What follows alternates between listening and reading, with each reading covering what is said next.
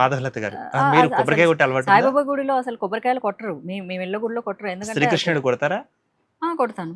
మరి మనం ఒకటి ఆఫర్ చేసామంటే ఒక ఆఫర్ తీసుకోవడానికే కదా. ఇది కూడా శంకరాచార్యుల వారి నుంచే వచ్చింది కొబ్బరికాయ అనేటటువంటి సంప్రదాయం. అంటే బలులు ఇచ్చేవాళ్ళు అప్పట్లో, చాలా బలులు ఇచ్చి రక్తపాతం ఇట్లా జరిగేది కాదు. ఈ కొబ్బరికాయే నీ తలలోని అహంకారం, ఇదే నీ తలని పగలకొట్టే విధానం అని చెప్పేసి. అంటే కొబ్బరికాయ కొట్టడం అంటే ప్రసాదం తినడం కోసం కొట్టడం కదా. చాలా మంది అనుకుంటారు అమ్మో దేవుడికి కొబ్బరికాయ. నో, కొబ్బరికాయ ఈజ్ నాట్ ఫర్ ప్రసాదం. కొబ్బరికాయ వచ్చేసేసి ఏదో మనం భక్తితో సమర్పణ చేసేది కాదు. కొబ్బరికాయ మన తల, అది మనలో ఉన్నటువంటి అహంకారం. ఆ అహంకారాన్ని భగవంతుడి ముందు పగలగొట్టాలి. పగలగొట్టి ఇదిగో నా అహంకారాన్ని నీ ముందు మొత్తం పగలగొట్టేసి నేను ఒక సాధారణ మనిషిలాగా నీ ముందు మోకరిల్లాను. కానీ సెకండ్ పర్పస్ లో నాకు ఒక కోరిక కోరుకుంటాను, ఈ కోరిక తీర్చండి, మీకు ఒక కొబ్బరికాయ లేకపోతే 101 కొబ్బరికాయ కొడతామంటూ కూడా కోరికలు బయట కోరుతుంటారు. అదే మరి వాటి మీద మీ కమెంట్ ఏంటంటారు? అది ఇంకా ఏంటంటే అదే అమాయకత్వం. అది దాని యొక్క మీనింగ్ మనకు తెలియకపోవడం. టు బి ఆనెస్ట్లీ మనకు 101 తలకాయలు ఏమి ఉండవు. పోనీ దాన్ని కూడా పాజిటివ్ గా తీసుకోవడంలో తీసుకున్నాము అనుకోండి, సరే కొబ్బరికాయలు అమ్మే వెండర్స్ కి డబ్బులు వస్తాయి, కోట్ల రూపాయలు కొబ్బరికాయల వేలంపాట్లు కూడా మన టెంపుల్స్ కి వస్తున్నాయి. అవును. సో దానికి బ్రతుకు తెరువు వస్తుంది వెండర్స్ కి. ఒక మనిషి సరే నేను 101 నా తలలోని అహంకారాన్ని నీకు సమర్పిస్తున్నా. యాక్చువల్లీ ఒరిజినల్ ఉద్దేశం అది. ఇన్నిసార్లు నా యొక్క అహంకారాన్ని నీ ముందు పగలగొట్టాలనుకుంటున్నాను స్వామి, నా అహంకారాన్ని తగ్గించేసేయి. మరి ఇప్పుడు మరి బీజేపీ రామచంద్ర గారు కొన్ని వ్యాఖ్యలు చేయడం జరిగింది. అప్పుడు అదేవిధంగా మరి పార్టీకి మరి ఆ వ్యాఖ్యలకి సంబంధం లేదంటున్నారు, మీరేమో అదే పార్టీ అంటున్నారు. మీరు పార్టీలో ఉన్నారండి? ఇప్పుడు ఉన్నాను. రైట్. మరి ఇప్పుడు పార్టీకి మరి ఆ వ్యాఖ్యలకి సంబంధం లేదంటున్నారు, మరి మీరు చేసిందే కదా అది. నేను బీజేపీ కండు వేసుకొని చేశానా? బీజేపీ పార్టీ ఆఫీస్ లో ఇప్పుడు మీరు పార్టీ అన్నారు కదండి. అయితే మాధవీలత ఒక హిందూ అండి. 24/7 బీజేపీ కండువా వేసుకొని కూర్చోలేదు నేను ఇక్కడ. ఇప్పుడు ఆయన చేసిన వ్యాఖ్యలు అంటే ఇప్పుడు రిప్లై ఏంటంటే, అంటే మాధవీలత సినిమాలు చేస్తే అక్కడ బీజేపీగా చేస్తుందా మాధవీలతగా చేస్తుందా? మాకు సినిమా హీరోయిన్ గానే పరిచయం మాధవీలత కదా. ఇప్పుడు మాధవీలత గుడికి వెళ్తే బీజేపీ అనగా వెళ్తుందా మాధవీలతగా వెళ్తుందా? ఒక హీరోయిన్ గా వెళ్తుంది గుడికి. ఓకే. అంటే మనము ఎన్నో రకాల పాత్రలు చేస్తాం. ఇప్పుడు మీరు మీ ఛానల్ కి పనిచేసేటప్పుడు మీరు ఒక హోస్ట్ గా అక్కడ వ్యవహరిస్తారు. ఇంటికి వెళ్ళి మీ ఆవిడతో మీరు హోస్ట్ గా ఉండరు, గోస్ట్ గా మారతాం.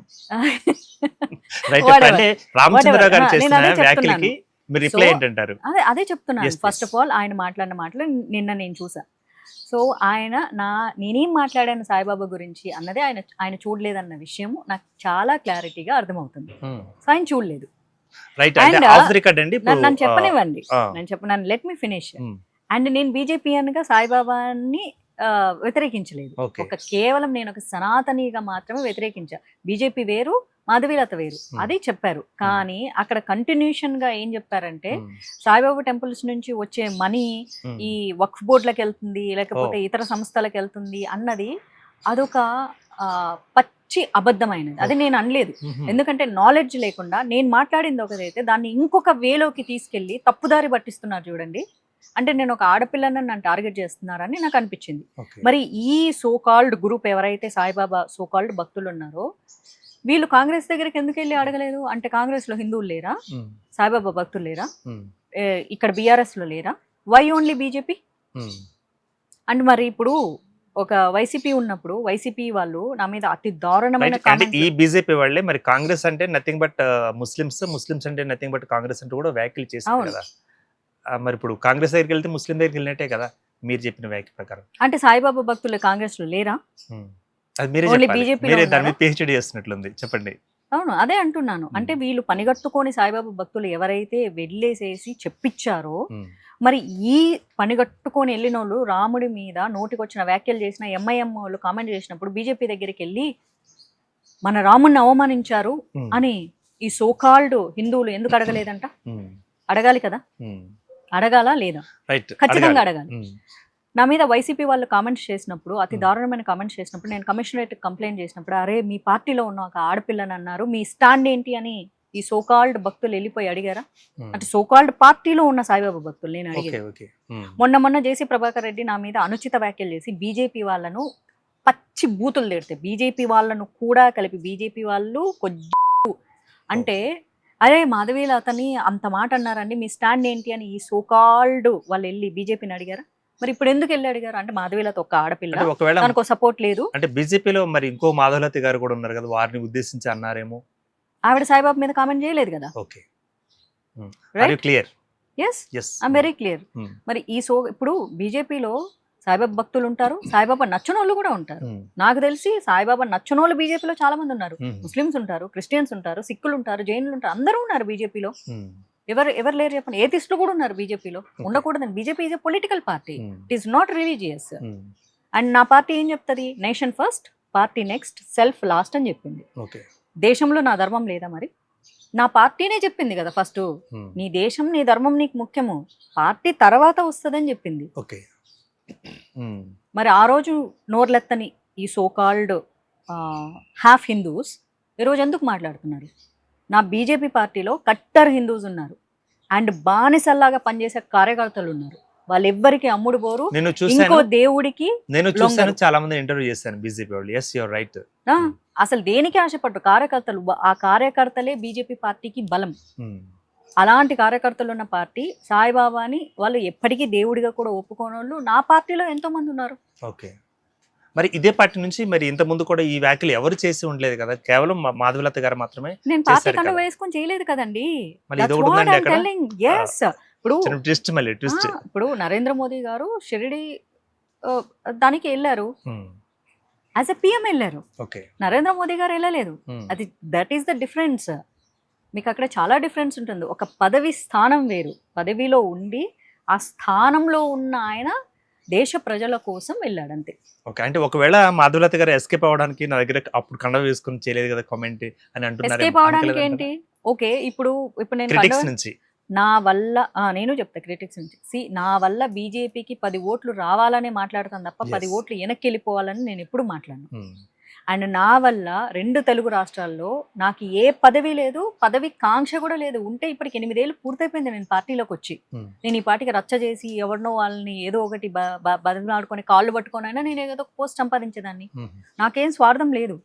నేను ఏం ధర్మాన్ని నమ్ముకుంటానో నాకు ధర్మం ఫస్ట్, అది ఫస్ట్. మళ్ళీ ఇప్పుడు నా చిన్నప్పటి నుంచి మా అమ్మో ధర్మం నేర్పింది అండ్ నా పార్టీ కూడా అదే చెప్పింది, నీకు దేశం ఫస్ట్ అని చెప్పింది, పార్టీ నెక్స్ట్ అని చెప్పింది. సో అలాంటప్పుడు నేను నా మాట మీద నిలబడతాను, కానీ పార్టీ నాకేదో ఇస్తుంది, ఇంకేదో చేస్తుంది అన్న ఆశలు నాకు అస్సలు లేవు. నా వల్ల పార్టీకి మంచి పని జరుగుతుంది తప్ప చెడ్డ పని ఈ రోజు వరకు జరగాలని నేను ఎప్పుడు అనుకోలేదు. రైట్, అంటే ఇప్పుడు మాధవలత గారు చేసిన కమెంట్ కి మరి పార్టీకి సంబంధం లేదని కరాఖండిగా చెప్పేశారు కదా. అవును, పార్టీకి ఎందుకు సంబంధం ఉంటుందండి? That's what. మాధవీలత అనే ఒక అమ్మాయి, ఒక హిందూ, ఒక సనాతని. నేను మాట్లాడాను. ఒకవేళ మరి రామచంద్ర గారు మరి మీ పేరు చెప్పకుండా మాధవలత గారి పేరు ప్రస్తావించకుండా చెప్పారు కాబట్టి మరి ఇది మీకు అన్వయించుకోవచ్చా? అన్వయించుకోవచ్చు. ఎందుకంటే ఆయన చుట్టుపక్కల ఉన్నోళ్ళు వాళ్ళందరూ సాయిబాబా భక్తులు, టెంపుల్స్ నడిపేవాళ్ళు. మరి వాళ్ళకి భక్తులు తగ్గిపోతే ఇప్పుడు రాముడిని తిడితే ఎందుకంటే హిందువులకి ఎక్కువ బాధ కలగట్లేదు, ఎందుకంటే రాముడి గుడికి వచ్చేది ఏది ఆగిపోయి చాలా మంది బాధపడుతున్నారండి. ఇలా వెళ్ళి ప్రెస్ మీట్లు ఏ రామ భక్తులు పెట్టించారండి పొలిటికల్ పార్టీతో? చెప్పండి.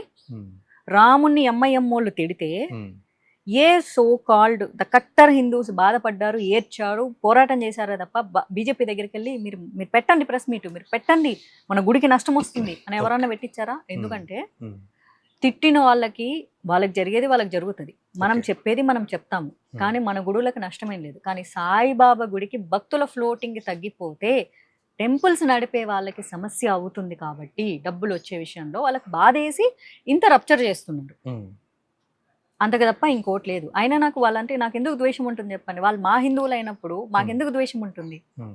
గర్వాపసి అవ్వమని చెప్తున్నాను. ఇక్కడ గర్వాపసి మళ్ళీ ప్రస్తావన తీసుకొద్దాం.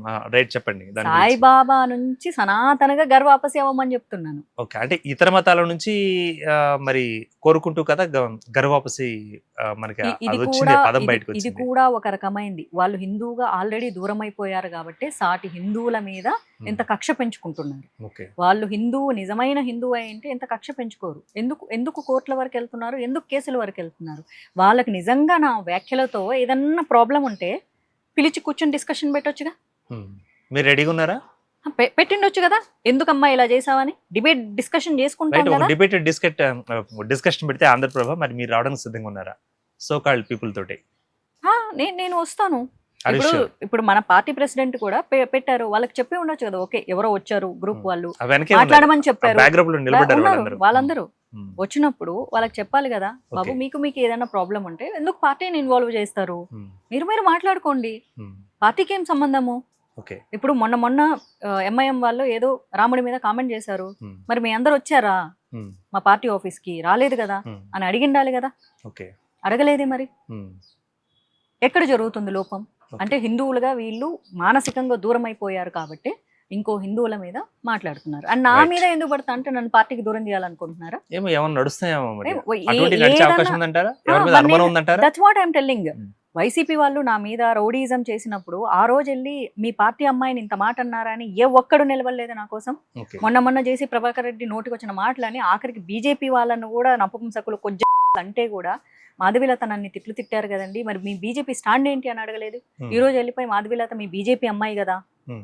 వ్యాఖ్యలు చేసింది కదా, మీరు స్పందించండి అని మాట్లాడుతున్నారంటే రైట్. దీని నెక్స్ట్ దీని ఇంటర్వ్యూలో వెనక ఏంటి వాళ్ళ ఉద్దేశం? నెక్స్ట్ ఇంటర్వ్యూలో రామచంద్ర గారితో మరి మీరు అడిగిన క్వశ్చన్స్ నేను మీ తరఫున అడగడానికి ప్రయత్నిస్తాను.